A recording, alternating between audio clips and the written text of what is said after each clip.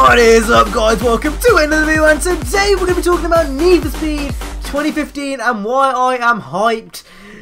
I am hyped to hell right now. Everything about this great game just screams Need for Speed, and I haven't really made a commentary where I've just talked about why I'm hyped about this game and why I cannot wait, just for this game to come out. So what I'm going to do in this video is I'm going to round up all the major information and then, just give my opinion on it and just talk about Need for Speed, because it doesn't seem like I've had one of those videos in a while. So without further ado, let's get straight into this video. Okay, so let's go right to the very start. We got given a teaser, hype. We got given another teaser, hype.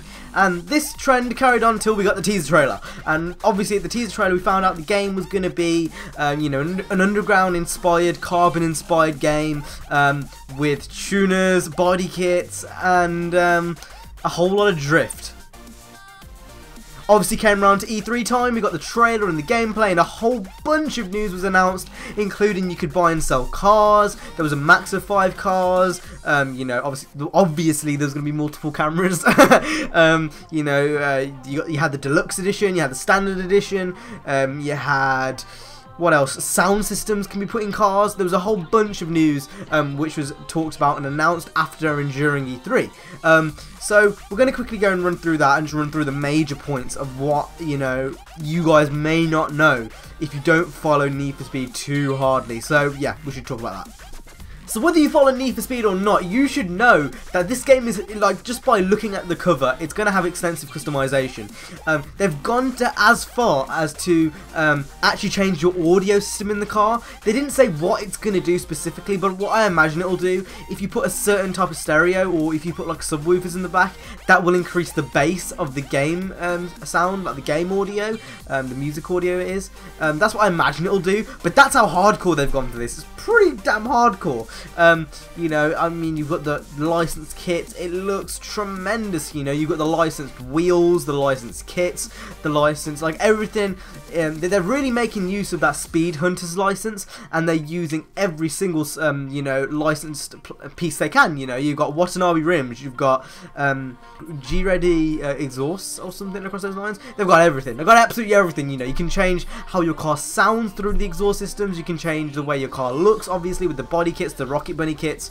There's just a whole bunch of stuff which you can do to your car, and that is one of the main reasons why I'm hyped for Need for Speed this year. It's been so long since we had a game like that. Holy moly, oh my god. I think I can speak for everyone here, and I'm still shocked that they've done it. I wasn't expecting them to do it, and the fact they've come out and said, you know what, we're just going to go ahead and pop a Rocket Money kit on it. And it sends shivers down my spine. I cannot explain. So obviously, in addition to this, you have the city, which obviously is called Ventura Bay, otherwise known as LA.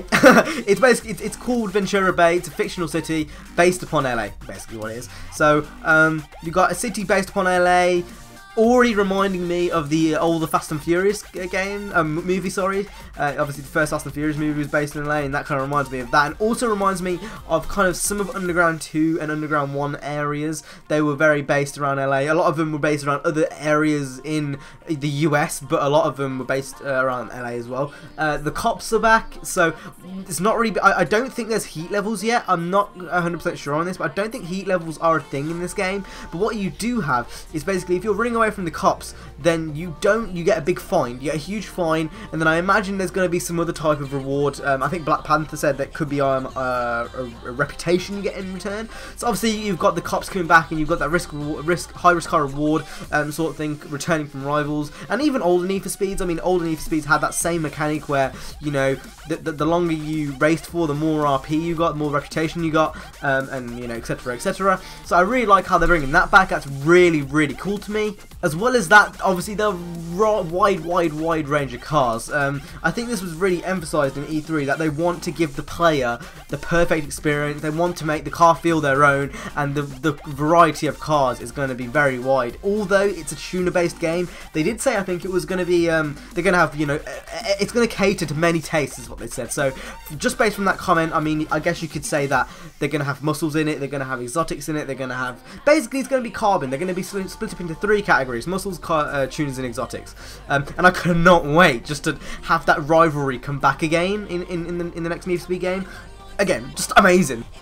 And now, as well as all this, the modes. Drift mode is back. I don't know how long it's been since we haven't had a drift mode in Need for Speed. Probably Carbon, or no, Pro Street might have been the last game we actually had a drift mode. So drift mode's back. Obviously that was in the E3 trailer, it said Drift Attack, and then you've obviously got all the other modes. That leads me to think that some of the other modes from older Need for Speeds may be back, like Drag. I think Drag may be back, I'm not completely sure on that one though. So you've got all the other modes coming back. It obviously adds a lot more variety in the game, and that's also unbelievable. And then obviously very very recent news, the game is available for pre-order on the PlayStation Network and Origin. I think it went on PlayStation Network like last Friday, although I would hold out just for a bit. They're not going to sell out of copies. If you do want to pre-order, I recommend you do it closer to the time. But yeah, I mean, if you are interested, that's there.